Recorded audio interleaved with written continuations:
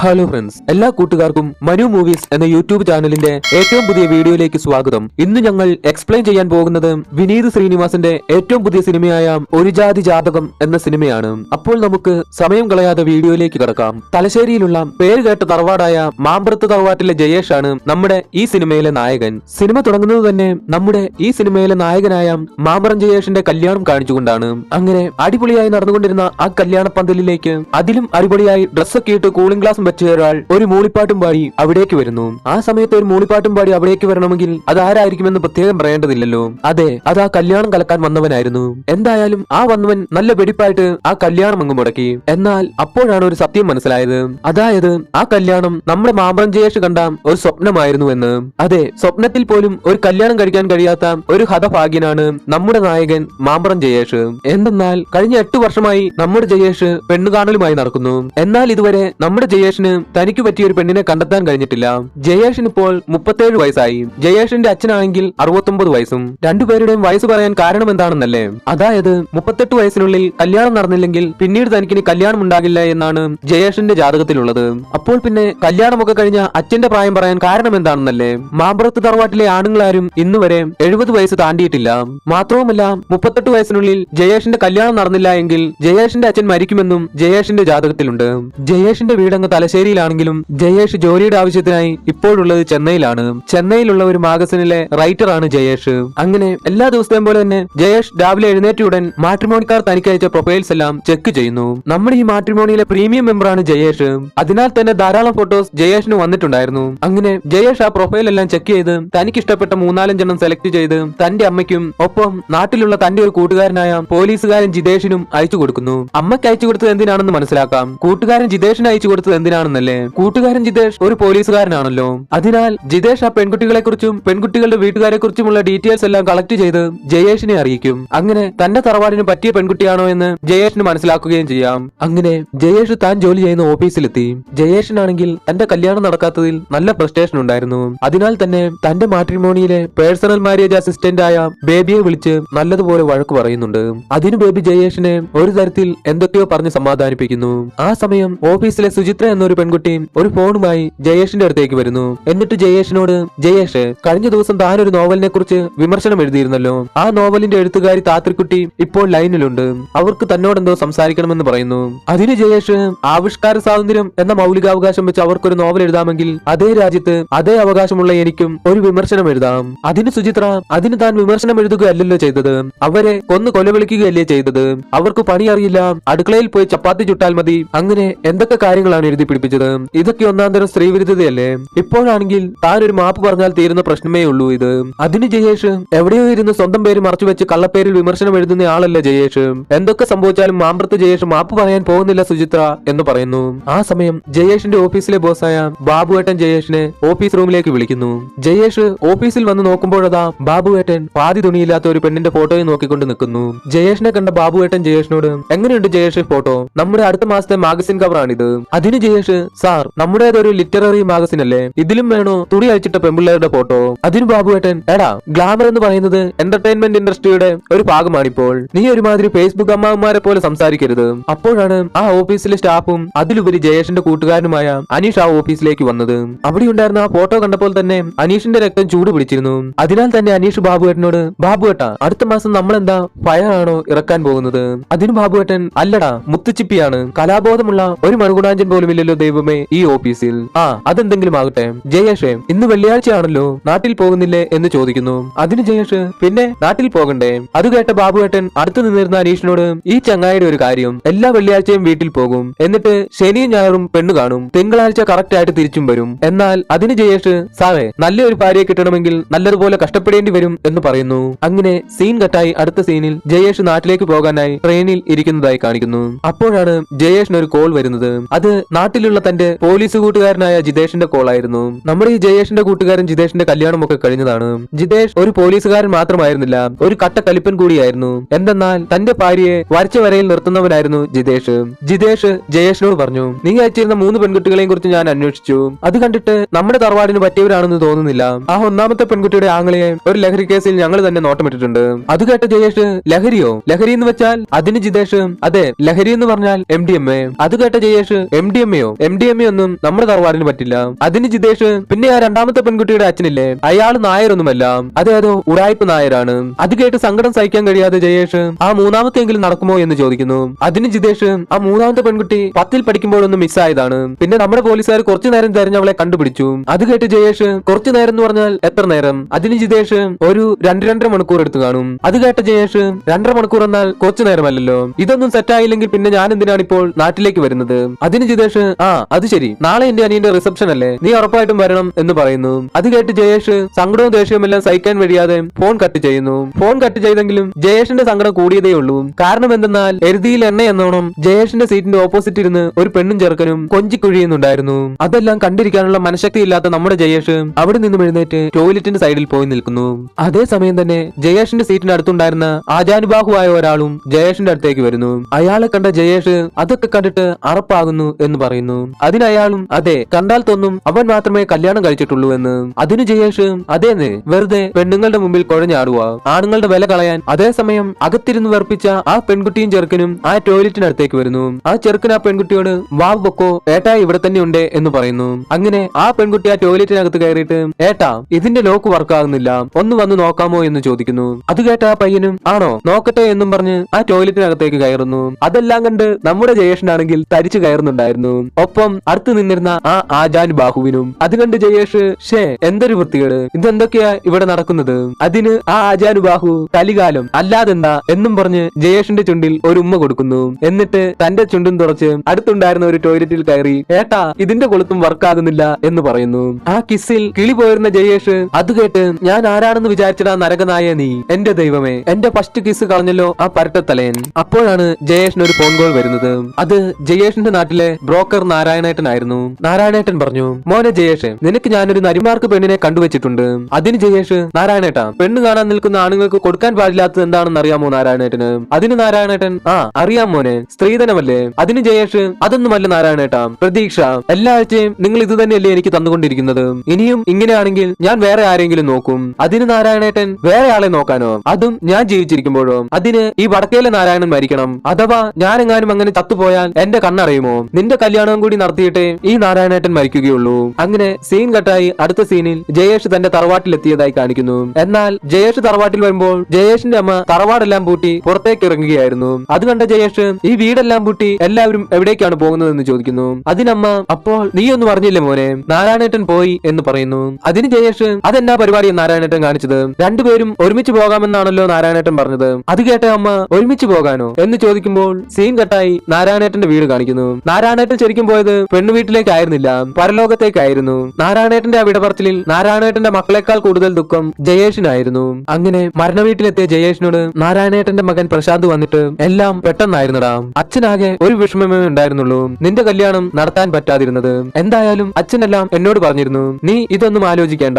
അച്ഛൻ ഇന്നലെ പറഞ്ഞ പെൺകുട്ടിയുടെ കാര്യം ഞാൻ വിളിച്ചെല്ലാം സെറ്റ് ചെയ്തിട്ടുണ്ട്, നീ ഒന്ന് പോയി കണ്ടാൽ മാത്രം മതി. അച്ഛന്റെ 16 കഴിഞ്ഞ് ഫുൾ ടൈം ഞാൻ നിന്റെ കൂടെ ഉണ്ടാകും. അതെല്ലാം കേട്ട ജയേഷ് പ്രശാന്തിനോട് തന്റെ സങ്കല്പത്തിലുള്ള പെൺകുട്ടിയെ കുറിച്ച് പറയുന്നു. അതെല്ലാം കേട്ട് കഴിഞ്ഞപ്പോൾ പ്രശാന്ത് പറഞ്ഞു, ഞാൻ പറയുന്നത് കൊണ്ടൊന്നും വിചാരിക്കരുത്, നമുക്കൊരു മരത്തിന്മേൽ നിന്ന് മാങ്ങ കിട്ടും, വേറെ ഒരു മരത്തിൽ നിന്നും തേങ്ങയും, വേറെ ഒന്നിൽ നിന്നും റംബൂട്ടാൻ. പക്ഷേ ഇതെല്ലാം കൂടി ഒരൊറ്റ മരത്തിൽ നിന്നും കിട്ടണമെന്ന് പറഞ്ഞാൽ നടക്കുന്ന കാര്യമാണോ ജയേഷ്? നീ എന്തായാലും ആ പെണ്ണിനെ പോയെന്ന് കാണ്, അത് നല്ല ഒന്നാന്തരം ഒരു റംബൂട്ടാനാണ്. പറ്റിയാൽ എന്റെ അച്ഛന്റെ 16ഉം നിന്റെ കല്യാണവും ഞാൻ ഒരുമിച്ച് നടത്തും. അങ്ങനെ സീൻ കട്ടായി അടുത്ത സീനിൽ ജയേഷ് ആ പെൺകുട്ടിയെ കാണാൻ പോകുന്നതായി കാണിക്കുന്നു.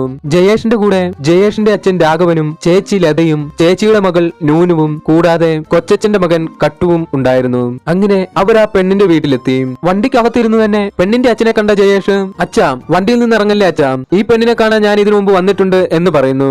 എന്നാൽ അച്ഛൻ രാഘവൻ അതിന് ഈ വീട് പുതിയതല്ലേ, നമ്മൾ ഇവിടെ വന്നിട്ടില്ല എന്നും പറഞ്ഞ് അച്ഛൻ പുറത്തേക്ക് ഇറങ്ങി. അതേസമയം പെണ്ണിന്റെ അച്ഛൻ സുധാകരൻ രാഘവ ഇവൻ നിങ്ങളുടെ മകനായിരുന്നു, ഇവൻ 2 കൊല്ലം മുമ്പേ എന്റെ പെണ്ണിന് വന്ന് കണ്ടതായിരുന്നല്ലോ, അന്ന് ഞങ്ങൾ തറവാട്ടിലായിരുന്നു, ഈ വീട് വെച്ചിട്ടിപ്പോൾ 1 വർഷമായതേ ഉള്ളൂ. അതെല്ലാം കേട്ടുകൊണ്ടിരുന്ന ജയേഷ് അത് പിന്നെ ജാതകം ചേർച്ചയില്ലായിരുന്നു അതുകൊണ്ടായിരുന്നു എന്ന് പറയുന്നു. അങ്ങനെ ജയേഷിന്റെ അച്ഛൻ രാഘവൻ എങ്കിൽ സുധാകര ഞങ്ങൾ പോയിട്ട് വരാം എന്നും പറഞ്ഞ് അവിടെ നിന്നും പോകാൻ തുടങ്ങുമ്പോൾ പെണ്ണിന്റെ അച്ഛൻ സുധാകരൻ അതെങ്ങനെ ശരിയാകും രാഘവ, നിങ്ങൾ വരുന്നുണ്ടെന്ന് പറഞ്ഞ് ഞങ്ങൾ ഇവിടെ വിഭവസമൃദ്ധമായ ആഹാരമെല്ലാം റെഡിയാക്കി വെച്ചിട്ടുണ്ട്, ഇനി അതെല്ലാം കഴിച്ചിട്ട് പോകാം എന്നും പറഞ്ഞ് അവരെല്ലാം അകത്തേക്ക് കൂട്ടിക്കൊണ്ടു പോകുന്നു. എന്തായാലും ആ കാപ്പ് കുടിക്കാൻ കയറിയത് കൊണ്ട് ഒരു ഗുണമുണ്ടായി. ഗുണം എന്താണെന്നല്ലേ, അതായത് ജയേഷിന്റെ ചേച്ചിയുടെ മകൾ നൂനുവും അവിടെ ഉണ്ടായിരുന്ന കല്യാണ പെണ്ണിന്റെ അനിയൻ അശ്വിനും ഒരേ കോളേജിലായിരുന്നു പഠിച്ചുകൊണ്ടിരുന്നത്. ആ രണ്ട് വീട്ടുകാരുടെ സംസാരം കണ്ടിട്ട് ഏതാണ്ട് അവരുടെ കാര്യം സെറ്റായെന്ന് തോന്നുന്നു. അങ്ങനെ സീൻ കട്ടായി അടുത്ത സീനിൽ അന്ന് രാത്രി ജയേഷ് തന്റെ പോലീസ് കൂട്ടുകാരനായ ജിതേഷിന്റെ അനിയന്റെ റിസപ്ഷന് പോകുന്നതായി കാണിക്കുന്നു. ജയേഷിന്റെ പെണ്ണ് കാണലിനെ കുറിച്ച് നാട്ടിലെല്ലാം പാട്ടായിരുന്നതിനാൽ തന്നെ ജയേഷിന് കല്യാണ പാർട്ടികൾക്കൊന്നും പോകുന്നത് അത്ര താല്പര്യമുള്ള കേസായിരുന്നില്ല.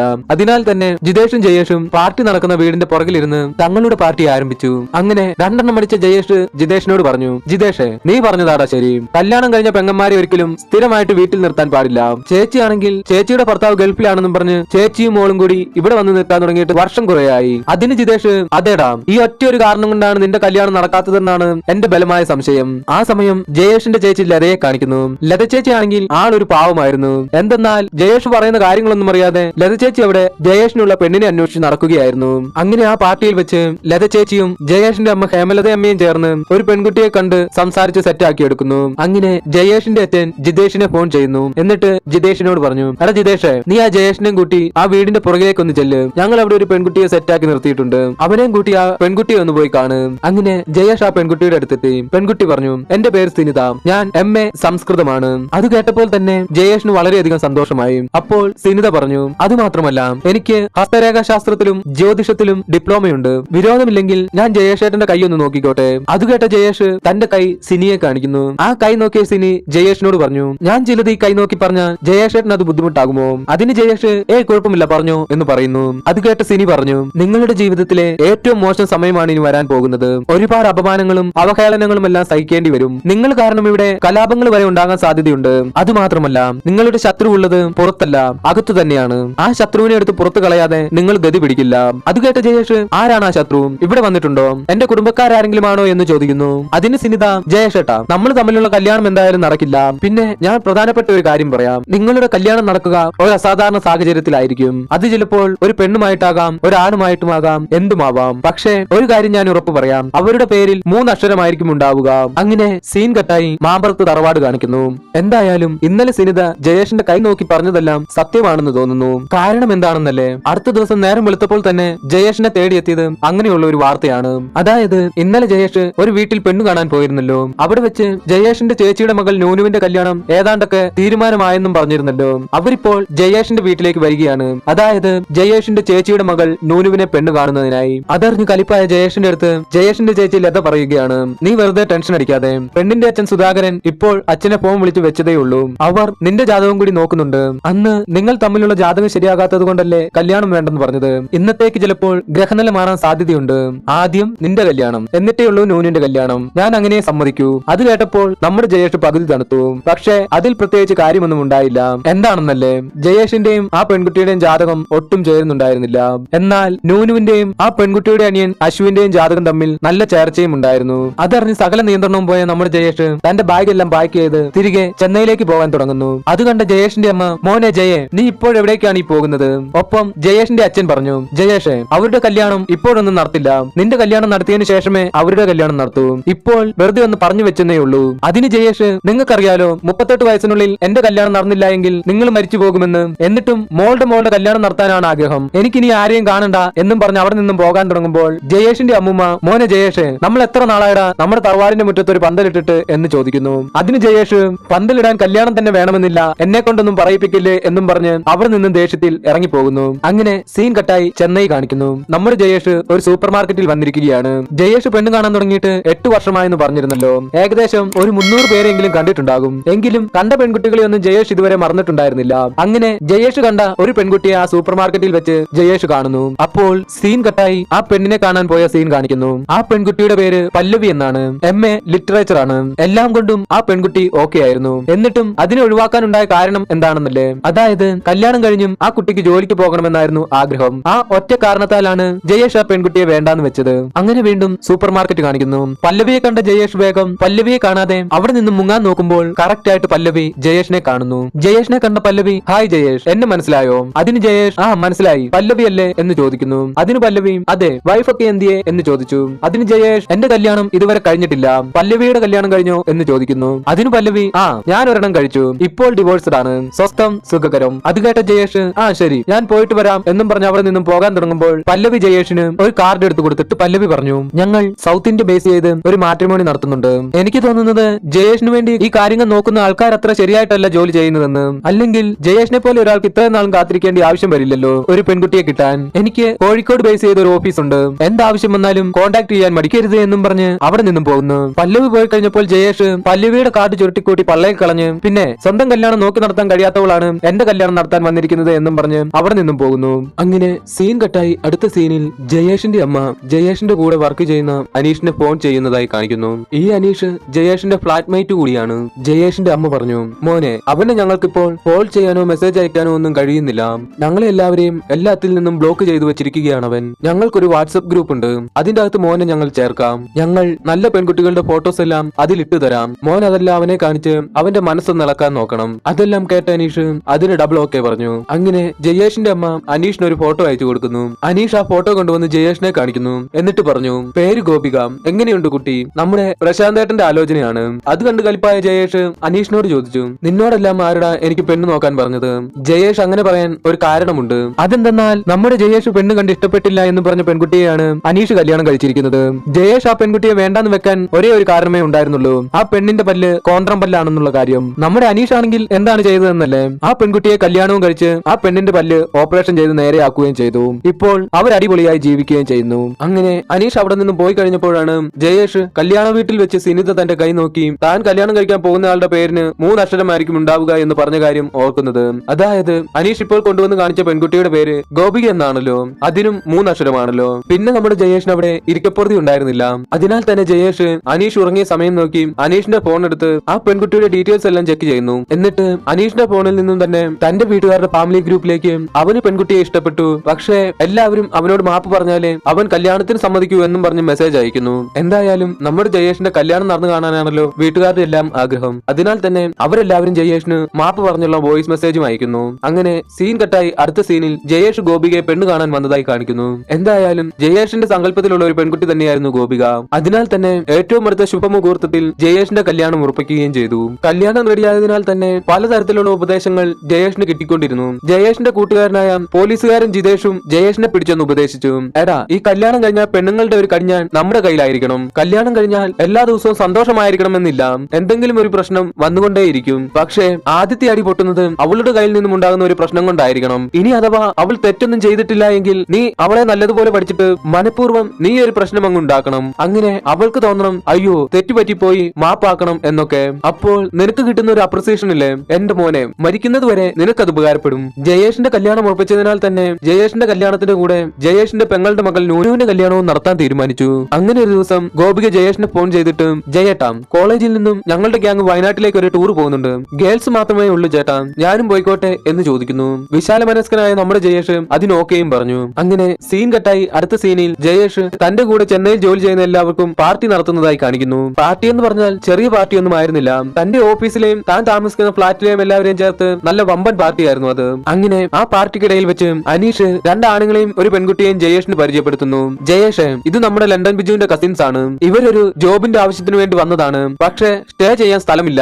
അത് കേട്ട് അടിച്ചു കിളി പോയിരുന്ന നമ്മുടെ ജയേഷ്, അതിനെന്താ ഇവിടെ 3 മുറിയില്ലേ, എന്റെ മുറി ഒഴിച്ച് ബാക്കി മുറി അവരെടുത്തോട്ടെ എന്ന് പറയുന്നു. അങ്ങനെ പാർട്ടിയെല്ലാം അവസാനിച്ചു. അടുത്ത ദിവസം രാവിലെ ജയേഷ് നാട്ടിലേക്ക് പോകാൻ തുടങ്ങുമ്പോഴാണ് തന്റെ ഫ്ളാറ്റിലെ ഒരു റൂമിൽ നിന്നും ഒരു പെൺകുട്ടി ഇറങ്ങി വരുന്നത് കാണുന്നത്. അത് കണ്ട ജയേഷ്, നീ ഏതാ എന്ന് ചോദിക്കുന്നു. അതിന് ആ പെൺകുട്ടി, ഞാൻ മെറിൻ, ലണ്ടൻ ബിജി ചേട്ടന്റെ കസിൻസ് ആണ് എന്ന് പറയുന്നു. നോക്കുമ്പോഴതാ വേറെ 2 പയ്യന്മാരും വരുന്നു. അത് കണ്ട ജയേഷ്, അതിന് ഇവിടുത്തെ പാർട്ടി എല്ലാം കഴിഞ്ഞതല്ലേ, തിരിച്ചു വീട്ടിൽ പോയിക്കൂടെ എന്ന് ചോദിക്കുന്നു. അതിനവർ, ചേട്ടനല്ലേ ഇന്നലെ ഞങ്ങളോട് പറഞ്ഞത് ഇവിടെ നിന്നോളാൻ. അതിന് ജയേഷ്, ഞാനോ, ഞാൻ നിങ്ങളോടൊപ്പം പറഞ്ഞു ഇവിടെ നിൽക്കാൻ എന്നും പറഞ്ഞ അനീഷിനോട്, എടാ അനീഷ് ഇവരൊക്കെ ആരാ, ഇറക്കി വിടറ ഇവരെ എന്ന് പറയുന്നു. അതിന് അനീഷ്, ദേ ജയേഷ് നീ തന്നെയല്ലേ ഇന്നലെ ഇവരോട് ഇവിടെ നിന്നോളാൻ പറഞ്ഞത്, കല്ലിന്റെ പുറത്ത് പറഞ്ഞതാണേലും വാക്ക് തന്നെയാണ്. അതിന് ജയേഷ്, എടാ വരുന്ന 22-ാം തീയതി എന്റെ കല്യാണമാണ്, അതിനിടയ്ക്ക് ഒരു പെൺകുട്ടി ഇവിടെ എന്റെ അടുത്ത് വന്ന് താമസിച്ചു എന്നറിഞ്ഞാൽ. അതിന് അനീഷ്, എടാ അതിന് നീ ഇന്ന് ഇവിടെ നിന്നും പോകുമല്ലേ, മാത്രവുമല്ല നീ കല്യാണം കഴിഞ്ഞ് വരുമ്പോഴേക്കും ഇവരിവിടെ കാണുകയുമില്ല. അങ്ങനെ നമ്മുടെ ജയേഷ് അവർക്ക് ഓക്കെ പറഞ്ഞ് അവിടെ നിന്ന് നേരെ നാട്ടിലേക്ക് പോകുന്നു. കുറച്ച് ദിവസങ്ങൾക്ക് ശേഷം ഗോപികയുടെ ഒരു ഫോൺ കോൾ ജയേഷിന് വരുന്നു. ജയേഷ് ഏട്ടാ ഒന്ന് കാണാൻ പറ്റുമോ എന്നും ചോദിച്ച്. അങ്ങനെ ഗോപികയെ കാണാൻ ജയേഷ് എത്തി. എന്താ അത്യാവശ്യമായി കാണണമെന്ന് പറഞ്ഞത്, കല്യാണത്തിന് മുമ്പ് ഇങ്ങനെ കാണാൻ പാടില്ലെന്ന് പണ്ടുള്ളവർ പറയും, പക്ഷേ അങ്ങനെ എല്ലാം ഒന്നും നമ്മൾ നോക്കേണ്ട ആവശ്യമില്ല. അതിന് ഗോപിക പറഞ്ഞു, ജയേഷ് ഏട്ടാ ഞാൻ പറയാൻ പോകുന്ന കാര്യം ജയേഷ് ഏട്ടൻ സമാധാനത്തോടെ കേൾക്കണം. എനിക്ക് ഒരു ഇഷ്ടമുണ്ട്, ഞങ്ങൾ കല്യാണം കഴിക്കാൻ തീരുമാനിച്ചു. ജയേഷ് ഏട്ടൻ ഈ കല്യാണത്തിൽ നിന്നും പിന്മാറണം. എന്നാൽ അത് കേട്ട് ജയേഷിന്റെ സകല നിയന്ത്രണവും പോയി. ജയേഷ് ചോദിച്ചു, കല്യാണം ഉറപ്പിക്കാൻ നേരത്തെ നിന്റെ വായിലുണ്ടായിരുന്നു ഉണ്ടംപുരി ആയിരുന്നോ, മണ്ഡപവും ബുക്ക് ചെയ്ത് കല്യാണക്കുറിയും മേടിച്ച് നാട്ടുകാരെ എല്ലാം കല്യാണത്തിന് വിളിച്ചതിന് ശേഷമാണോ ഇതെല്ലാം പറയുന്നത്? നിനക്ക് നിന്റെ വീട്ടുകാരോട് ഇത് നേരത്തെ പറയാൻ പാടില്ലായിരുന്നോ? അല്ലെങ്കിൽ പെണ്ണ് കാണാൻ വന്നപ്പോ എന്നെ ഇഷ്ടമല്ലായിരുന്നു എന്നെങ്കിലും പറയാൻ പാടില്ലായിരുന്നോ? അതിന് ഗോപിക, ചേട്ടനെ ഇഷ്ടപ്പെട്ടിട്ട് തന്നെയാണ് ഞാൻ കല്യാണത്തിനൊക്കെ പറഞ്ഞത്. പക്ഷേ അതിനുശേഷമാണ് ഞാൻ എന്റെ ഇഷ്ടം തിരിച്ചറിഞ്ഞത്. LKG മുതൽ എന്റെ ഒപ്പം പഠിച്ച ആളാണ്. ഞങ്ങളുടെ ഇഷ്ടങ്ങളെല്ലാം ഒന്നു തന്നെയായിരുന്നു. അതെല്ലാം കേട്ട് സഹിക്കാൻ കഴിയാതെ ജയേഷ് അവൻ ഏതാ എന്ന് ചോദിച്ചു. അങ്ങനെ ഗോപിക തന്റെ കൃഷ്ണനെ ജയേഷിനെ പരിചയപ്പെടുത്തുന്നു. ശരിക്കും അത് കൃഷ്ണ എന്ന പേരുള്ള ഒരു പെൺകുട്ടിയായിരുന്നു. അതായത് നമ്മുടെ ഗോപിക ഒരു ലെസ്ബിയൻ ആയിരുന്നു.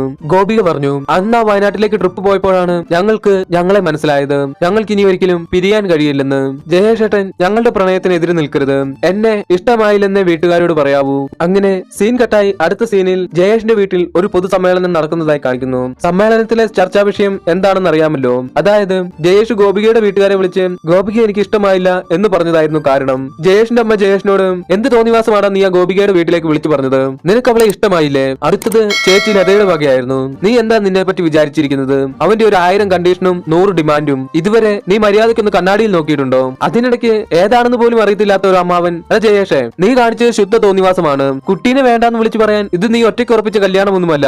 ഞങ്ങൾ കുറച്ചു പേര് കൂടി ഇടപെട്ട കാര്യമാണ്. അതിനാൽ കാര്യം എന്താണെന്നെങ്കിലും ഞങ്ങൾക്കറിയണം. പറയാൻ ഒരു ഉത്തരമുണ്ടായിട്ടും പറയാൻ പറ്റാത്തവന്റെ വേദനയുമായി ജയേഷ് അവിടെ നിന്നും വീണ്ടും തന്റെ ഡ്രസ്സെല്ലാം പാക്ക് ചെയ്ത് താൻ ജോലി ചെയ്യുന്ന ചെന്നൈയിലേക്ക് പോകുന്നു. അങ്ങനെ ജയേഷ് പോയി കഴിഞ്ഞപ്പോൾ ജയേഷ് ഈ കല്യാണത്തിൽ നിന്നും പിന്മാറാനുള്ള കാരണം കണ്ടുപിടിക്കാനായി ജയേഷിന്റെ കൊച്ചച്ഛന്റെ മകൻ കട്ടുവും പെങ്ങളുടെ മകൾ നൂനുവും കൂടി ജയേഷിന്റെ ഇൻസ്റ്റയെല്ലാം തപ്പുന്നു. ഒപ്പം ജയേഷിന്റെ കൂട്ടുകാരൻ അനീഷിന്റെയും. അങ്ങനെ അനീഷിന്റെ ഇൻസ്റ്റയിലെ പോസ്റ്റിൽ നിന്നും ജയേഷ് ചെന്നൈയിൽ നടത്തിയ പാർട്ടിയെ കുറിച്ചെല്ലാം അവർ കണ്ടെത്തുന്നു. എന്നാൽ അവർക്ക് ആ പോസ്റ്റിൽ നിന്നും ഞെട്ടിക്കുന്ന ഒരു സംഭവം കൂടി കിട്ടി. എന്താണെന്നല്ലേ? അതായത് ആ പാർട്ടിക്കിടയിൽ വെച്ച് കള്ളു കുടിച്ച് കിളി പോയ ജയേഷ് തന്റെ കൂടെയുള്ള ആണുങ്ങളെല്ലാം കിസ് ചെയ്യുന്ന വീഡിയോ. അങ്ങനെ കാട്ടുവും നൂനും കൂടി ജയേഷിന്റെ അമ്മയുടെ അടുത്ത് വന്ന്, മുത്തമ്മ, ജയേഷേട്ടൻ ഈ കല്യാണത്തിൽ നിന്നും പിന്മാറിയതിന്റെ കാരണം ഞങ്ങൾ കണ്ടുപിടിച്ചു. ജയേഷേട്ടൻ ഒരു കുണ്ടനാണ്. കുണ്ടൻ എന്ന് പറഞ്ഞാൽ ഗേ ആണെന്ന് പറയുന്നു.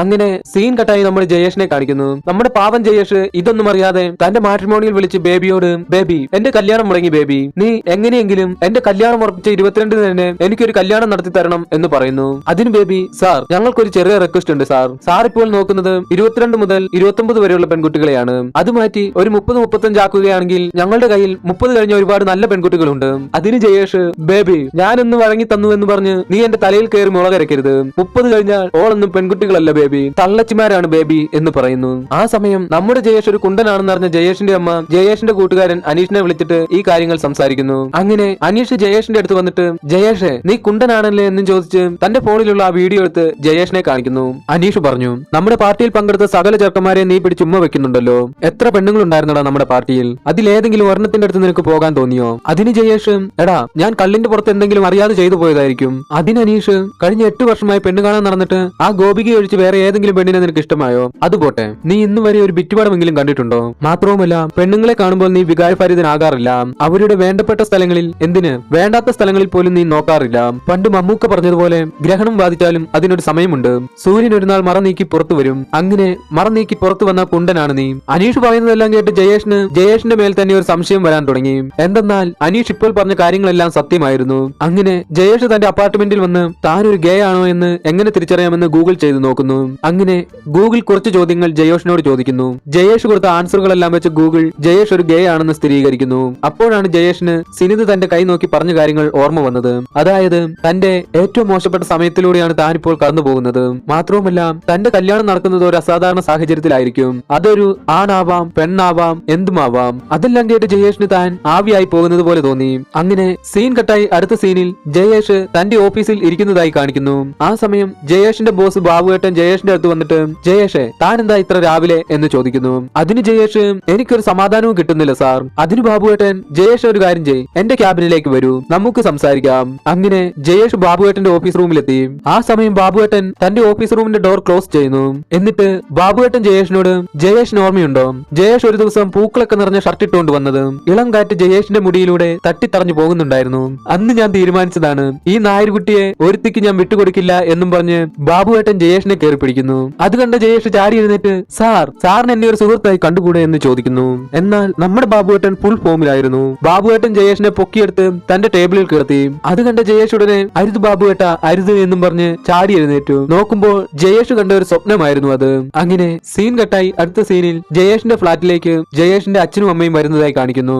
ആ സമയം ജയേഷിന് നാട്ടിലുള്ള തന്റെ പോലീസ് കൂട്ടുകാരനായ ജിതേഷിന്റെ ഫോൺ കോൾ വരുന്നു. ജിതേഷ് ജയേഷിനോട്, എടാ ജയേഷ്, ഞാൻ രാഹുൽ ഗാന്ധിയുടെ ഡ്യൂട്ടിയും കഴിഞ്ഞ് വരുമ്പോൾ നിന്നെ കുറിച്ച് എന്തൊക്കെയാണ് ഇവിടെ കേൾക്കുന്നത്? നീ ഒരു കുണ്ടനാണെന്നാണല്ലോ ഇവിടെയുള്ളവർ പറയുന്നത്. അതുപോട്ടെ, ഞാൻ എത്ര പ്രാവശ്യം വെള്ളം അടിച്ച് ഓപ്പായി നിന്റെ മടിയിൽ കിടന്ന് ഉറങ്ങിയിട്ടുണ്ട്.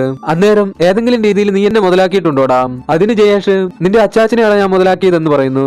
അങ്ങനെ സീൻ കട്ടായി ജയേഷ് ഓഫീസിൽ വന്നതായി കാണിക്കുന്നു. ആ സമയം ജയേഷിന്റെ ബോസ് ബാബുവേട്ടൻ ജയേഷിന്റെ അടുത്ത് വന്നിട്ട്, ജയേഷ്, താൻ ഓക്കെ അല്ലേ? താൻ എന്റെ ഒപ്പം വാ, എനിക്കൊരു കാര്യം സംസാരിക്കാനുണ്ട് എന്നും പറഞ്ഞ് ജയേഷിനെ തന്റെ ഓഫീസിലേക്ക് കൂട്ടിക്കൊണ്ടു പോകുന്നു. ജയേഷിനാണെങ്കിൽ താൻ രാവിലെ കണ്ട സ്വപ്നത്തെ കുറിച്ച് ഓർത്ത് നല്ല ടെൻഷൻ ഉണ്ടായിരുന്നു. അതിനാൽ തന്നെ ബാബുവേട്ടന്റെ ഒപ്പം ഓഫീസിലേക്ക് പോകാനും ജയേഷിന് ഒരു മടിയുണ്ടായിരുന്നു. എങ്കിലും ബാബുവേട്ടന്റെ നിർബന്ധപ്രകാരം ജയേഷ് ബാബുവേട്ടന്റെ ഓഫീസിലെത്തി. ആ സമയം ബാബുവേട്ടൻ തന്റെ ഓഫീസിന്റെ ഡോർ ക്ലോസ് ചെയ്ത് ജയേഷിന്റെ അടുത്തേക്ക് ചിരിച്ചുകൊണ്ട് നടന്നു വരുന്നു. അത് കണ്ട ജയേഷ്, ബാബുവേട്ടാ, നിങ്ങൾ എന്നെ ഒരു സുഹൃത്തായി കാണണം. അതിന് ബാബുവേട്ടൻ, എനിക്ക് അങ്ങനെ കാണാൻ കഴിയില്ല ജയേഷേ, കാരണം നീ എന്റെ അനിയനാണ്. ഞാൻ നിനക്കൊരാളെ പരിചയപ്പെടുത്തി തരാം എന്നും പറഞ്ഞ് ബാബുവേട്ടൻ ജയേഷിന് ഒരു വിസിറ്റിംഗ് കാർഡ് എടുത്തു കൊടുക്കുന്നു. എന്നിട്ട് ബാബുവേട്ടൻ പറഞ്ഞു, ഇതെന്റെ ഒരു ഫ്രണ്ടിന്റെ കാർഡാണ്. അവരൊരു മാട്രിമോണി നടത്തുന്നുണ്ട്. അവർ ഈ ജാതകപ്പൊരുത്തത്തെക്കാൾ കൂടുതൽ മനപ്പൊരുത്തത്തിൽ വിശ്വസിക്കുന്നവരാണ്. താൻ അവരെ ഒന്ന് വിളിക്ക് എന്ന് പറയുന്നു. അങ്ങനെ ജയേഷ് ആ കാർഡ് എടുത്തു നോക്കുമ്പോൾ അത് പല്ലവിയുടെ കാർഡായിരുന്നു. അതായത് ജയേഷ് കഴിഞ്ഞ തവണ സൂപ്പർ മാർക്കറ്റിൽ വെച്ച് കണ്ട അതേ പല്ലവി തന്നെ. അതായത് 2 വർഷം മുമ്പ് ജയേഷ് പെണ്ണ് കാണാൻ പോയ പല്ലവി. ആ സമയം സീൻ കട്ടായി ജയേഷിന്റെ അപ്പാർട്ട്മെന്റ് കാണിക്കുന്നു. ജയേഷിന്റെ അപ്പാർട്ട്മെന്റിലാണെങ്കിൽ ജയേഷിന്റെ അമ്മ ജയേഷ് ഗേ ആണോ എന്നറിയുന്നതിനായി അവിടെ മുഴുവൻ ജയേഷിന്റെ തിങ്സ് എല്ലാം സെർച്ച് ചെയ്തുകൊണ്ടിരിക്കുകയാണ്. ജയേഷിന്റെ അമ്മയെ സഹായിക്കുന്നതിനായി ജയേഷിന്റെ കൊച്ചച്ഛന്റെ മകൻ കാട്ടുവും ജയേഷിന്റെ അമ്മയോടൊപ്പം വീഡിയോ കോളിൽ ഉണ്ടായിരുന്നു. കാട്ടു പറഞ്ഞു, മൂത്തമ്മേ, നിങ്ങൾ ആ ജയേഷിന്റെ ഷഡ്ഡിയെല്ലാം ഒന്നെടുത്ത് കാണിച്ചേ. അതിന് ജയേഷിന്റെ അമ്മ, അതെന്തിനാണ് നീ ജയേഷിന്റെ ഷഡ്ഡിയെല്ലാം കാണുന്നത് എന്നും ചോദിച്ച് ജയേഷിന്റെ ഷഡ്ഡിയെല്ലാം എടുത്ത് വീഡിയോ കോളിലൂടെ കാട്ടുവിനെ കാണിച്ചു കൊടുക്കുന്നു. എന്നാൽ അവർക്ക് അവിടെ നിന്നും ജയേഷ് ഗേ ആണെന്ന് തെളിയിക്കുന്നതിനുള്ള യാതൊന്നും കിട്ടിയില്ല. ആ സമയം ജയേഷ് അവിടേക്ക് വരുന്നു. ജയേഷ് കറക്റ്റ് സമയത്ത് വന്ന് അവരെല്ലാം കയ്യോടെ പിടികൂടുന്നു. അടുത്ത സീനിൽ ജയേഷിന്റെ അമ്മ ജയേഷിന്റെ കൂടെ ഫ്ളാറ്റിൽ താമസിക്കുന്ന മെറിൻ എന്ന പെൺകുട്ടിയുമായി സംസാരിക്കുന്നതായി കാണിക്കുന്നു. മെറിൻ ആണെങ്കിൽ എപ്പോഴും അര ട്രൗസറും ഇട്ടാണ് അതിലെ നടക്കുന്നത്. അതിനാൽ തന്നെ ജയേഷിന്റെ അമ്മ മെറിനോട്, അല്ല മോളെ, നീ ഈ കുട്ടി ട്രൗസറും ഇട്ട് ഇട്ടാവട്ടത്ത് തിരിഞ്ഞു കളിച്ചിട്ടും ജയേഷ് നിന്നെ കൊളുത്താനൊന്നും വന്നില്ലേ? അതിന് മെറിൻ, ഇല്ലമ്മ, ജയേഷേട്ടൻ അങ്ങനത്തെ ഒരാളല്ലല്ലോ എന്ന് പറയുന്നു. അത് കേട്ട ജയേഷിന്റെ അമ്മ, അയ്യോ, അവൻ അങ്ങനെയുള്ള ആളല്ല അല്ലേ എന്നും പറഞ്ഞ് കരയാൻ തുടങ്ങി. ആദ്യമായിട്ടാണ് ഒരമ്മ തന്റെ മകൻ പെണ്ണുങ്ങളെയൊന്നും വായി നോക്കുന്നില്ലല്ലോ എന്നും പറഞ്ഞ് കരയുന്നത് കാണുന്നത്. അങ്ങനെ അടുത്ത സീനിൽ സകല സമാധാനവും നശിച്ച നമ്മുടെ ജയേഷ് തന്റെ ഫ്ളാറ്റിന്റെ ടെറസിൽ വന്നിരിക്കുമ്പോഴാണ് തന്റെ അടുത്തുള്ള അപ്പാർട്ട്മെന്റിലെ പായൽ എന്നൊരു ഹിന്ദിക്കാരി ഒരു ബിയർ ജയേഷിന് കൊണ്ട് കൊടുത്തിട്ട് അത് അടിച്ചോളാൻ പറയുന്നത്. പായൽ ജയേഷിനോട്, എത്ര മനോഹരമായ സായാഹ്നം അല്ലേ എന്ന് ചോദിക്കുന്നു. പായൽ അത് ചോദിച്ചത് ഹിന്ദിയിലാണ് കേട്ടോ. എന്തായാലും നമ്മുടെ ജയേഷിന് ഇത്രയും നല്ല സായാഹ്നം വേറെ ഉണ്ടായിട്ടില്ലല്ലോ. പായൽ പറഞ്ഞു, ജയേഷിന്റെ അമ്മയും അച്ഛനും വന്നിട്ടുണ്ടല്ലേ? മെറിൻ എന്നോട് പറഞ്ഞിരുന്നു. അതിന് ജയേഷ്, അതെ, അവര് വന്നതിനാലാണ് ഞാനിപ്പോൾ ഈ ടെറസിൽ വരേണ്ടി വന്നതെന്ന് പറയുന്നു. അതിന് പായൽ, എന്തു പറ്റി, അച്ഛനും അമ്മയും വഴക്കുണ്ടാക്കിയോ എന്ന് ചോദിച്ചു. അതിന് ജയേഷ്, അതല്ല, അവരുടെ വിചാരം ഞാനൊരു ഗേ ആണെന്നാണ്. അത് കേട്ട് പായലിന് ചിരി അടക്കാൻ കഴിയുന്നുണ്ടായിരുന്നില്ല. പായൽ ചോദിച്ചു, കല്യാണം കഴിയാത്തത് കൊണ്ട് നീ ഗേ ആണെന്നാണോ അവർ വിചാരിക്കുന്നത്? ഇത് വലിയ പ്രശ്നമൊന്നുമല്ല, ഇതൊക്കെ ഇപ്പോൾ സാധാരണമാണ്. അതുപോട്ടെ, നിനക്ക് നിന്നെ തന്നെ എന്തെങ്കിലും സംശയമുണ്ടോ? മെറിൻ പറഞ്ഞിരുന്നു നിനക്ക് ഗേൾ ഫ്രണ്ട് ഒന്നുമില്ലെന്ന്. അത് സത്യമാണോ? അതെല്ലാം കേട്ട് നമ്മുടെ ജയേഷ് പകച്ചു നിന്നുപോയി. ആ സമയം പായൽ യാതൊരു പ്രകോപനവും കൂടാതെ ജയേഷിനെ കയറി കിസ് ചെയ്യുന്നു. പകച്ചു നിന്നിരുന്ന ജയേഷിന് ആ കിസ്സും കൂടി ആയപ്പോൾ സകല കിളിയും പോയി. അങ്ങനെ ജയേഷ് വേഗം അവിടെ നിന്നും തന്റെ റൂമിലേക്ക് വന്നു. റൂമിലെത്തിയപ്പോഴാണ് ജയേഷിന് ഒരു സത്യം മനസ്സിലായത്. അതായത് താൻ ഒരു ഗേ അല്ലെന്നുള്ള സത്യം. അതെ, ജയേഷ് ഉണർന്നു കഴിഞ്ഞിരിക്കുന്നു. അതറിഞ്ഞ ജയേഷിന് തന്റെ സന്തോഷം പറഞ്ഞറിയിക്കാൻ കഴിയുന്നതിലും അപ്പുറമായിരുന്നു. എന്നാൽ ജയേഷിന്റെ സന്തോഷത്തിൽ പങ്കുചേർന്നുകൊണ്ട് വേറെ ഒരാളും കൂടി ജയേഷിന്റെ റൂമിലുണ്ടായിരുന്നു. അത് വേറെ ആരുമല്ല, ജയേഷിന്റെ അച്ഛനായിരുന്നു. അത് ജയേഷിന്റെ അച്ഛനും ഈ കാര്യങ്ങളെല്ലാം കാണുന്നുണ്ടായിരുന്നു. അതിനാൽ തന്നെ ജയേഷിന്റെ അച്ഛൻ ജയേഷിനോട് വളരെയധികം നന്ദി മോനെ എന്നും പറഞ്ഞ് ജയേഷിന്റെ റൂമിൽ നിന്നും തന്റെ ഭാര്യയുടെ അടുത്ത് വന്നിട്ട്, ഹേമേ, നമ്മുടെ മകൻ ട്രൈറ്റ് ആണ്, ട്രൈറ്റ് എന്നും പറഞ്ഞ് അവിടെ കിടന്ന് ആർമാദിക്കുന്നു. ജയേഷിന്റെ അച്ഛൻ മാത്രമല്ല, ജയേഷിന്റെ കൂട്ടുകാരൻ അനീഷും റൂംമേറ്റ് മെറിനും ഒക്കെ ഇതെല്ലാം കാണുന്നുണ്ടായിരുന്നു. അങ്ങനെ അവരെല്ലാവരും ജയേഷിന്റെ അടുത്ത് വന്നു. അവരുടെ ചർച്ചാ വിഷയം പായലും ജയേഷും തമ്മിലുള്ള വിവാഹമായിരുന്നു. എന്നാൽ ആ ചർച്ചയുടെ സമ്മറി അടുത്ത ദിവസം രാവിലെ പായൽ തന്നെ ജയേഷിന്റെ അടുത്ത് വന്ന് പറഞ്ഞു, ജയേഷ്, ഇന്നലെ രാത്രി നടന്നതിന് മാപ്പ്. എനിക്ക് എന്താണ് സംഭവിച്ചതെന്ന് എനിക്കറിയില്ല. അതൊന്നും മനസ്സിൽ വെക്കരുത്. I am really sorry. നമുക്ക് നല്ല കൂട്ടുകാരായിരിക്കാം. എല്ലാത്തിനും സോറി എന്നും പറഞ്ഞ് പായൽ അവിടെ നിന്ന് പോകുന്നു. പായൽ ജയേഷിന് സെറ്റായില്ലെന്ന് പറഞ്ഞ ജയേഷിന്റെ കൂട്ടുകാരൻ അനീഷ് ജയേഷിനോട് പറഞ്ഞു, പായൽ വേണ്ടെങ്കിൽ വേണ്ട, നമുക്ക് അര ട്രൗസർ മെറിനെ ഒന്ന് ട്രൈ ചെയ്താലോ? എന്നാൽ അതിന് ജയേഷ്, മെറിൻ അതിന് ചെറിയ കുട്ടിയല്ലേ എന്ന് പറയുന്നു. അപ്പോൾ സീൻ കട്ടായി അടുത്ത സീനിൽ അച്ഛനും അമ്മയും തിരികെ നാട്ടിലേക്ക് പോകുന്നതായി കാണിക്കുന്നു. ജയേഷിന്റെ അച്ഛനും അമ്മയും നാട്ടിലെത്തിയതിനോടൊപ്പം തന്നെ ജയേഷിന് നാട്ടിലേക്ക് വരേണ്ടതായി വന്നു. കാരണം എന്താണെന്നല്ലേ? അതായത് ഒരു കുഴപ്പവുമില്ലാതെ നല്ല പയർ പോലെ ഇരുന്ന ജയേഷിന്റെ അച്ഛന് പെട്ടെന്ന് ഒരു അറ്റാക്ക് വന്ന് ആശുപത്രിയിൽ അഡ്മിറ്റ് ആയി. നാട്ടുകാരെല്ലാവരും അതിന്റെ കാരണക്കാരനായി കണ്ടതും ജയേഷിനെ തന്നെയാണ്. കാരണം 38 വയസ്സിനുള്ളിൽ ജയേഷിന്റെ കല്യാണം നടന്നില്ല എങ്കിൽ ജയേഷിന്റെ അച്ഛന്റെ കർമാതി നടക്കുമെന്നായിരുന്നു ജയേഷിന്റെ ജാതകത്തിലുള്ളത്. ജയേഷിനാണെങ്കിൽ ഇപ്പോൾ 37 വയസ്സും. അങ്ങനെ ജയേഷിന്റെ അച്ഛൻ ജയേഷിനെ അടുത്തേക്ക് വിളിച്ചു. എന്നിട്ട് ജയേഷിന്റെ കുത്തിന് പിടിച്ചിട്ട് പറഞ്ഞു, 70 വയസ്സിൽ മാമ്പറത്തെ ആണുങ്ങൾ ചാകുന്നത് പോലെ ചാകാൻ എനിക്ക് മനസ്സില്ലടാ. അതുകൊണ്ട് നീ വേഗം പോയി പെണ്ണ് കെട്ടി കുട്ടികളുണ്ടാക്കി കാണിക്കടാ, ഇല്ലെങ്കിൽ കുത്തി കൊടലെടുക്കും നിന്റെ ഞാൻ. എന്തായാലും അച്ഛന്റെ കൈപ്രയോഗമേറ്റു. എന്തെന്നാൽ അടുത്ത ദിവസം തന്നെ ജയേഷ് ബ്രോക്കർ നാരായണന്റെ മകൻ പ്രശാന്തിനെയും പല്ലവിയെയും കൂട്ടി ഒരു പെണ്ണ് കാണാൻ പോയി. പക്ഷേ പെണ്ണ് കറുത്തതായിരുന്നതിനാൽ തന്നെ ജയേഷ് പതിയെ അവിടെ നിന്നും മുങ്ങി. അതറിഞ്ഞ ജയേഷിന്റെ അച്ഛൻ ജയേഷിനെയും കൂട്ടി ഒരു കണ്ണാടിയുടെ മുമ്പിൽ കൊണ്ടു നിർത്തി. എന്നിട്ട് പറഞ്ഞു, നീ മര്യാദയ്ക്ക് കണ്ണാടിയിലൊന്ന് നോക്കിയിട്ടുണ്ടോ? അവന്റെ ഒരു ഉറക്കം തൂങ്ങിയ കണ്ണും ഊരിത്താണ ഷോൾഡറും 3 പെറ്റതുപോലെയുള്ള വയറും അങ്ങനെ ആകെ മൊത്തം ഒരു പേത്താൻ തവളെ പോലെയുണ്ട്. പിന്നെ നടക്കുന്നത് കണ്ടാലോ മുട്ടയിടാൻ നടക്കുന്ന താറാവിനെ പോലെയുമുണ്ട്. അതിനാൽ അതിനൊത്ത പെൺകുട്ടികളുടെ പുറകെ നീ പോകാൻ പാടുള്ളൂ. അതെല്ലാം കേട്ട് ജയേഷിനാണെങ്കിൽ സങ്കടം സഹിക്കാൻ കഴിയുന്നുണ്ടായിരുന്നില്ല. അതിനാൽ തന്നെ ജയേഷ് ചെന്നൈയിലെ തന്റെ അപ്പാർട്ട്മെന്റിൽ കൂടെ താമസിക്കുന്ന അര ട്രൗസർ മെറിനെ ഫോൺ ചെയ്ത് ഈ കാര്യങ്ങളെല്ലാം പറയുന്നു. അതിനു മെറിൻ അതൊക്കെ അച്ഛൻ സങ്കടം കൊണ്ട് പറഞ്ഞതായിരിക്കും. ജയേഷ് ഏട്ടനെ കാണാൻ പൊളിയല്ലേ, അതുകൊണ്ടല്ലേ ആ പായിൽ കയറി കിസ് അടിച്ചത്. അതിന് ജയേഷ് ഓളന്ന് ബിയർ അടിച്ച് കിളി പോയി കിസ് അടിച്ചതാണ്. ബോധമുണ്ടായിരുന്നെങ്കിൽ ഓളൊന്നും എന്റെ മുഖത്ത് പോലും നോക്കില്ല. അതിനു മെറിൻ അങ്ങനെയൊന്നുമല്ല, ജയേട്ടനെ ആർക്കാ ഇഷ്ടമില്ലാത്തത്? എനിക്കിഷ്ടമാണ് ജയേട്ടനെ. ജയേട്ടന് ഉറപ്പായിട്ടും നല്ലൊരു പെൺകുട്ടിയെ കിട്ടും. അങ്ങനെ വീണ്ടും ജയേഷും പല്ലവിയും കൂടി പെണ്ണ് കാണാൻ പോകാൻ തുടങ്ങി. 1 അല്ല 2 അല്ല 3 അല്ല, ഒരു 10-20 പെണ്ണിനെങ്കിലും കണ്ടു കാണും. പക്ഷേ ഒറ്റ പെണ്ണുങ്ങൾക്ക് പോലും നമ്മുടെ ജയേഷിനെ ഇഷ്ടമായില്ല. നമ്മുടെ ജയേഷിനാണെങ്കിൽ എല്ലാ പെണ്ണുങ്ങളെയും ഇഷ്ടമാവുകയും ചെയ്തു. ജയേഷിന് ഈ പെണ്ണ് കാണാൻ ശീലമായതുകൊണ്ട് തന്നെ അതൊന്നും അത്ര പുത്തരിയായിരുന്നില്ല. എന്നാൽ ജയേഷിന്റെ കൂടെ വന്നിരുന്ന ജയേഷിന്റെ പോലീസുകാരൻ കൂട്ടുകാരൻ ജിതേഷിന് 10-20 പേരെ കണ്ടപ്പോഴേ മടുക്കാൻ തുടങ്ങി. അതിനാൽ ജിതേഷ് പല്ലവിയോട് പറഞ്ഞു, ഈ പരിപാടി ശരിയാകില്ല പല്ലവി. ഏത് പെണ്ണായാലും മതിയെന്നും പറഞ്ഞ് സ്വപ്നങ്ങളെല്ലാം മാറ്റിവെച്ച് നമ്മുടെ പയ്യൻ മുമ്പോട്ട് വരുമ്പോൾ നീ കാണുന്ന എല്ലാ പെൺപിള്ളാരുടെ അടുത്ത് കൊണ്ടുപോയി എന്റെ ചെറുക്കനെ അവമാനിക്കുകയാണോ? അത് കേട്ട പല്ലവി ജയേഷിനോട്, ജയേഷേ, നീ അപ്പോൾ ആ പെൺകുട്ടികളോടെല്ലാം എസ് പറഞ്ഞത് നിന്റെ സ്വന്തം ഇഷ്ടപ്രകാരമല്ലേ? താൻ ഒരു തുറന്ന മനസ്സോട് കൂടിയ വരുന്നതെന്ന് കരുതിയാണ് ഇത്രയും പെൺകുട്ടികളെ തനിക്ക് കാണിച്ചു തന്നത്. ഞാൻ ഈ കാണിച്ച കുട്ടികളെല്ലാം കല്യാണം കഴിക്കണമെന്ന് പറഞ്ഞിട്ടാണോ തന്നെ അവരുടെ അടുത്തേക്ക് കൂട്ടിക്കൊണ്ടുപോയത്?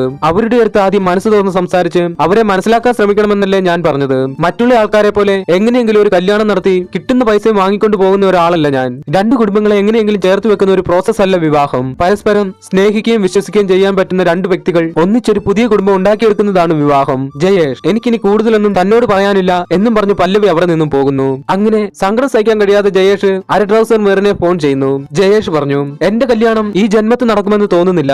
ഒന്നാമത് ഇവിടെ പെൺകുട്ടികൾ കുറവാം, ഉള്ളതിനാണെങ്കിൽ നാട്ടിലില്ലാത്ത ഡിമാൻഡ്സും. അതിനു മെറിൻ ചേട്ടനും ഉണ്ടായിരുന്നല്ലോ കുറെ കണ്ടീഷൻസും ഡിമാൻഡ്സും എല്ലാം. ചേട്ടൻ കാരണം എത്ര ചേച്ചിമാർ വിഷമിച്ചിട്ടുണ്ടാകും. അതിന് ജയേഷ്, ആ പറഞ്ഞത് ശരിയാണ് മെറിനെ, ഞാൻ ഒരുപാട് പെൺകുട്ടികളെ വേദനിപ്പിച്ചിട്ടുണ്ട്. അവരുടെ എല്ലാം ശാപം ചിലപ്പോൾ ഉണ്ടാകുമല്ലേ. എന്നാൽ അടുത്ത ദിവസം ഒരു സന്തോഷ വാർത്തയോട് കൂടിയാണ് നേരം വെളുത്തത്. വാർത്ത എന്തെന്നാൽ നമ്മുടെ ജയേഷിന്റെ കല്യാണം ഉറപ്പിച്ചിരിക്കുന്നു. ആരുമായിട്ടാണെന്നല്ലേ? അതായത് ബ്രോക്കർ നാരായണേട്ടൻ മരിക്കുന്നതിന് ഒരാഴ്ച മുമ്പ് നമ്മുടെ ജയേഷിനെ ഒരു പെണ്ണ് കാണിച്ചിരുന്നു. ആ പെൺകുട്ടിയെയും കുടുംബക്കാരെയും നാരായണേട്ടന്റെ മകൻ പ്രശാന്ത് അച്ഛന്റെ ചിതാഭസ്മം ഒഴുക്കാൻ പോയ സ്ഥലത്ത് വെച്ച് കണ്ടു. അവിടെ വെച്ച് തന്നെ നമ്മുടെ പ്രശാന്ത് അവരുമായി സംസാരിച്ച് എല്ലാം സെറ്റാക്കിയെടുത്തു. അതെല്ലാം പറഞ്ഞ് ജയേഷ് അച്ഛനോട്, എനിക്ക് ആ കുട്ടിയോടൊന്ന് സംസാരിക്കണം. പരസ്പരം അറിയാതെയും സംസാരിക്കാതെയും എങ്ങനെയാണ് കല്യാണം കഴിക്കുക? അതിന് ജയേഷിന്റെ അച്ഛൻ, മിണ്ടരുത് നീ എന്നാ ഗോപികയുടെ അടുത്ത് സംസാരിക്കാൻ പോയതിന്റെ ക്ഷീണം ഇതുവരെ തീർന്നിട്ടില്ല. കല്യാണത്തിന് മുമ്പ് നീ വീടിന്റെ പടി ഇറങ്ങി എന്ന് പറഞ്ഞാൽ നിന്റെ കാലിന്റെ മുട്ടിച്ചേർത്ത് ഞാൻ തല്ലി ഓടിക്കും. അങ്ങനെ സീൻ കട്ടായി അടുത്ത സീനിൽ ജയേഷിന്റെ കല്യാണം കാണിക്കുന്നു.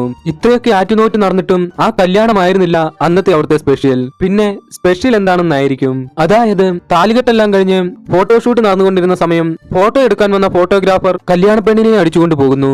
അത് കണ്ട ജയേഷിന്റെ പോലീസ് കൂട്ടുകാരൻ ജിതേഷ് തന്റെ കാറും എടുത്തുകൊണ്ടുവന്ന് ജയേഷിനെയും കയറ്റി ആ ഫോട്ടോഗ്രാഫറിന്റെയും കല്യാണ പെണ്ണിന്റെയും പുറകെ പോകുന്നു. ആ സമയം കല്യാണപ്പന്തലിൽ കല്യാണപ്പെണ്ണ് ഒളിച്ചോടിയതിനെ പ്രമാണിച്ച് നല്ല കൂട്ടയടി നടക്കുകയായിരുന്നു. ആരെയൊക്കെയോ പിടിച്ചടിക്കുന്നുണ്ട്. അങ്ങനെ കല്യാണപ്പെണ്ണിന്റെ പുറകെയുള്ള ചേസിംഗ് നടന്നുകൊണ്ടിരിക്കുമ്പോഴാണ് ജയേഷിന് പണ്ട് തന്റെ കൈ നോക്കി സിനിത പറഞ്ഞ കാര്യങ്ങൾ ഓർമ്മ വന്നത്. അതായത് നിങ്ങളുടെ കല്യാണം നടക്കുന്നത് ഒരു അസാധാരണ സാഹചര്യത്തിലായിരിക്കും, ഒരുപാട് അപമാനങ്ങളും അവഹേളനങ്ങളും എല്ലാം സഹിക്കേണ്ടി വരും എന്നെല്ലാമായിരുന്നു അന്ന് സിനിത പറഞ്ഞത്. അതെല്ലാം ഓർത്ത ജയേഷ് വണ്ടി ഓടിച്ചുകൊണ്ടിരുന്ന ജിതേഷിനോട്, ജിതേഷേ വണ്ടി നിർത്തടാ എന്ന് പറയുന്നു. എന്നിട്ട് ജിതേഷിനെയും കൂട്ടി നേരെ സിനിതയുടെ വീട്ടിലേക്ക് പോകുന്നു. ജയേഷ് സിനിതയോട് പറഞ്ഞു, അന്ന് നിങ്ങൾ കൈ നോക്കി പറഞ്ഞ എല്ലാ കാര്യങ്ങളും എന്റെ ജീവിതത്തിൽ സംഭവിച്ചു. ഇപ്പോൾ നീ തന്നെ പറ, ഞാൻ ഇനി എന്താണ് ചെയ്യേണ്ടത്? ആ സമയം സിനിത വീണ്ടും ജയേഷിന്റെ കയ്യിൽ നോക്കിയിട്ട് പറഞ്ഞു, ഞാൻ അന്നേ പറഞ്ഞതല്ലേ ജയേഷേ, നിങ്ങളുടെ ശത്രു ഉള്ളത് പുറത്തല്ല അകത്താണെന്ന്. ആ ശത്രുവിനെ എടുത്ത് പുറത്തു കളയാതെ നിങ്ങളുടെ ലൈഫ് ഗതി പിടിക്കില്ല ജയേഷേട്ടാ. അന്ന് ജയേഷേട്ടനെ കണ്ടപ്പോൾ എനിക്കൊന്നും തോന്നിയില്ലെങ്കിലും ഇന്ന് ജയേഷേട്ടനെ കാണുമ്പോൾ എനിക്ക് എന്തൊക്കെയോ തോന്നുന്നുണ്ട്. അത് കേട്ട് സന്തോഷമായ ജയേഷ്, എങ്കിൽ നമുക്ക് ഒരുമിച്ചൊരു ജീവിതം തുടങ്ങിയാലോ എന്ന് ചോദിക്കുന്നു. അതിന് സിനിതയും ഓക്കെ പറഞ്ഞു. എന്നാൽ ആ സമയം സിനിതയുടെ അച്ഛനും ആംഗ്ലയും വന്ന് സിനിതയെ അവിടെ നിന്നും കൂട്ടിക്കൊണ്ടു പോകുന്നു. അപ്പോഴാണ് ഒരു സത്യം അറിയുന്നത്. എന്താണെന്നല്ലേ? നമ്മുടെ സിനിതയ്ക്ക് വട്ടാണെന്ന്. അതെ, നല്ല മുഴുത്ത വട്ട്. സിനിതയുടെ അച്ഛനും ആംഗ്ലയും ഇപ്പോൾ സിനിതയെ കൂട്ടിക്കൊണ്ടു പോകുന്നത് ഒരു മാനസികാരോഗ്യ ആശുപത്രിയിലേക്കായിരുന്നു. അതെല്ലാം കണ്ട് കിളി പോയ ജയേഷും ജിതേഷും അവിടെ നിന്നും തിരികെ പോകുന്നു. ആ സമയം ജയേഷ് ജിതേഷിനോട് പറഞ്ഞു, ജിതേഷേ, വട്ടാണെങ്കിലും സിനിത പറഞ്ഞതിൽ കാര്യമുണ്ടടാ. അതായത് അവള് പറഞ്ഞില്ലേ എന്റെ ശത്രു പുറത്തല്ല അകത്താണെന്ന്, അത് ചിലപ്പോൾ എന്റെ ഉള്ളിലുള്ള ഞാൻ തന്നെയാണെങ്കിലോ? അത് കേട്ട ജിതേഷ്, ഇത് തന്നെയാണ് നിന്റെ പ്രശ്നം, കണ്ട പെണ്ണുങ്ങൾ പറയുന്നത് വിശ്വസിച്ച് നടക്കും. എടാ, നമ്മൾ ആണുങ്ങൾ ആരെങ്കിലും ഈ പെണ്ണുങ്ങൾ പറയുന്നത് കേൾക്കുമോ? നീ എന്നാ ഗോപിക പറഞ്ഞതും കേട്ട് അവളെ ടൂറിന് വിട്ടിട്ടല്ലേ അവൾ നിന്നെയും പറ്റിച്ച മറ്റവളുടെ കൂടെ പോയത്? ഞാൻ നിന്നോട് പണ്ടേ പറഞ്ഞിട്ടുള്ളതല്ലേ, പെണ്ണുങ്ങൾ പറയുന്നത് ആണുങ്ങളല്ല, ആണുങ്ങൾ പറയുന്നത് പെണ്ണുങ്ങൾ വേണം കേൾക്കാൻ. ആ സമയം നമ്മുടെ ജയേഷിന്റെ ഉള്ളിൽ സിനിത പറഞ്ഞ ആ കാര്യം വീണ്ടും ഓർമ്മ വരുന്നു. അതായത് നിങ്ങളുടെ ശത്രു ഉള്ളത് പുറത്തല്ല അകത്താണ്. ആ ശത്രുവിനെ എടുത്ത് പുറത്തു കളയാതെ നിങ്ങൾ ഗതി പിടിക്കില്ല എന്നുള്ള കാര്യം അതോർത്ത ജയേഷ് വണ്ടി നിർത്തി ജിതേഷിനെ വണ്ടിയിൽ നിന്നും ഇറക്കി വിടുന്നു. എന്നിട്ട് പറഞ്ഞു, എടാ, പണ്ട് മുതലേ നീ പറയുന്നതും കേട്ട് പെണ്ണുങ്ങളോട് നേരെ സംസാരിക്കാതിരുന്നത് കൊണ്ടാണ് എനിക്ക് ഈ ഗതി വന്നത്.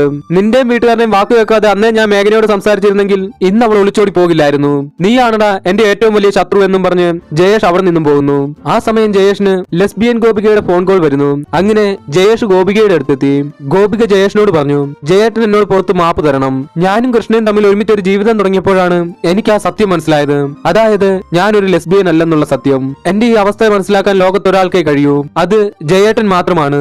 ജയേട്ടൻ എന്റെ സ്നേഹം മനസ്സിലാക്കണം, എന്നോട് ക്ഷമിക്കണം പ്ലീസ്. എന്നാൽ അതെല്ലാം കേട്ട് ഒരു അക്ഷരം പോലും ഇണ്ടാതെ നിലാവത്തഴിച്ചുവിട്ട കോഴിയെ പോലെ നമ്മുടെ ജയേഷ് അവിടെ നിന്നും പോകുന്നു. അടുത്ത ദിവസം ജയേഷിന് വന്നത് അതിലും വലിയ സർപ്രൈസ് ആയിരുന്നു. അതായത് ഇന്നലെ ഫോട്ടോഗ്രാഫറുടെ കൂടെ ഒളിച്ചോടിയ ജയേഷിന്റെ ഭാര്യ തിരിച്ചു വന്നിരിക്കുന്നു.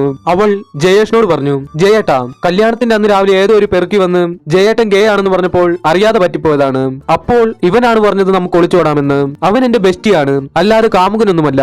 എന്നാൽ ജയേഷിന് അവളെ മിണ്ടാനൊന്നും ഉണ്ടായിരുന്നില്ല. ആ സമയം ജയേഷിന് അര ട്രൗസർ മെറിന്റെ ഫോൺ കോൾ വരുന്നു. മെറിൻ പറഞ്ഞു, ജയേട്ടാ, എന്റെ കല്യാണമാണ്. അത് കേട്ട ജയേഷ്, കല്യാണമോ? എന്താ ഇത്ര പെട്ടെന്ന്? അതിനു മെറിൻ ഇതും പറഞ്ഞ് അച്ഛനും അമ്മയും പുറകെ നടക്കാൻ തുടങ്ങിയിട്ട് കുറച്ചു കാലമായി. പിന്നെ എനിക്കിഷ്ടമുള്ള ഒരാളുണ്ടായിരുന്നു. പലപ്പോഴായും പല രീതിയിലും ഞാൻ അത് പ്രകടിപ്പിച്ചതാണ്. പക്ഷേ ഏജ് ഗ്യാപ്പ് ഉള്ള ഒരാളായിരുന്നു. ചിലപ്പോൾ ആൾക്കതൊരു വലിയ പ്രശ്നമായിട്ട് തോന്നിയിട്ടുണ്ടാകും. മറ്റന്നാൾ എന്റെ മനസ്സമ്മതമാണ്, ജയേട്ടൻ ഉറപ്പായും വരണം. എന്നാൽ അതെല്ലാം കേട്ട് നമ്മുടെ ജയേഷ് ഉരുകി ഇല്ലാതാവുകയായിരുന്നു. എന്തെന്നാൽ ജയേഷിന് മെറിനെ ഇഷ്ടമായിരുന്നു. അവർ തമ്മിലുള്ള ഏജ് വ്യത്യാസം മാത്രമായിരുന്നു ജയേഷിന്റെ മനസ്സിലുള്ള പ്രശ്നം. എന്നാൽ ആ ഏജ് വ്യത്യാസം ഒരു പ്രശ്നമല്ലെന്നാണല്ലോ മെറിൻ ഇപ്പോൾ പറഞ്ഞത്. അങ്ങനെ അടുത്ത ദിവസം പള്ളിയിൽ വെച്ച് അര ട്രൗസർ മെറിന്റെ മനസ്സമ്മതം കാണിക്കുന്നു. മെറിൻ ആ മനസ്സമ്മതത്തിന് വലിയ താല്പര്യമൊന്നും ഉണ്ടായിരുന്നില്ല. മെറിൻ ആരെയോ കാത്തു നിൽക്കുന്നത് പോലെ തോന്നുന്നുണ്ടായിരുന്നു. ആ സമയം ആ പള്ളിയിലേക്ക് നമ്മുടെ ജയേഷ് വരുന്നതായി കാണിക്കുന്നു. അപ്പോൾ പള്ളിയിലച്ചൻ മെറിനോട് ഈ പയ്യനെ കല്യാണം കഴിക്കാൻ സമ്മതമാണോ എന്ന് ചോദിക്കുമ്പോൾ മെറിൻ എനിക്ക് സമ്മതമല്ല എന്ന് പറയുന്നു. മെറിൻ ശരിക്കും ജയേഷിനെ കണ്ടിട്ടായിരുന്നില്ല ആ പയ്യനെ ഇഷ്ടമല്ല എന്ന് പറഞ്ഞത്. അതായത് മെറിൻ സ്നേഹിച്ചിരുന്നത് നമ്മുടെ ജയേഷിനെ ആയിരുന്നില്ല, ജയേഷിന്റെ ബോസ് ബാബുവേട്ടനെ ആയിരുന്നു മെറിൻ സ്നേഹിച്ചിരുന്നത്. അങ്ങനെ അവിടെ വെച്ച് നമ്മുടെ ബാബുവേട്ടനും അര ട്രൗസർ മെറിനും ഒന്നായി. അതും കൂടി ആയപ്പോൾ നമ്മുടെ ജയേഷിന്റെ സകല കിളിയും പറന്നുപോയി. അങ്ങനെ സകല നിയന്ത്രണവും പോയ നമ്മുടെ ജയേഷ് അവിടെ വീണു പോകുമെന്ന് കരുതിയിരിക്കുമ്പോഴാണ് ഒരു കൈത്താങ്ങായി അവിടേക്ക് നമ്മുടെ തട്ടത്തിൻ മറയത്തിലെ ആയിഷ വരുന്നത്. ആയിഷ നടന്നു വന്നത് നമ്മുടെ ജയേഷിനെ നോക്കിക്കൊണ്ടായിരുന്നു. അതിനാൽ തന്നെ നമ്മുടെ ജയേഷിന്റെ ഞരമ്പുകളിലൂടെയെല്ലാം തീ പടർന്നു കയറാൻ തുടങ്ങി. അങ്ങനെ ആയിഷ ജയേഷിന്റെ അടുത്തെത്തി ജയേഷിനോട് ചോദിച്ചു, എന്നെ മനസ്സിലായോ? അതിന് ജയേഷ് ആ മനസ്സിലായി, ആയിഷയല്ലേ എന്ന് ചോദിച്ചു. അതിന് ആയിഷ അല്ലട കുട്ട, താത്രിക്കുട്ടി എന്നും പറഞ്ഞ് ജയേഷിന്റെ മുഖത്തിലിട്ട് ആഞ്ഞൊരിടി. ആ ഇടി എന്തിനാണെന്ന് ഓർക്കുന്നുണ്ടോ?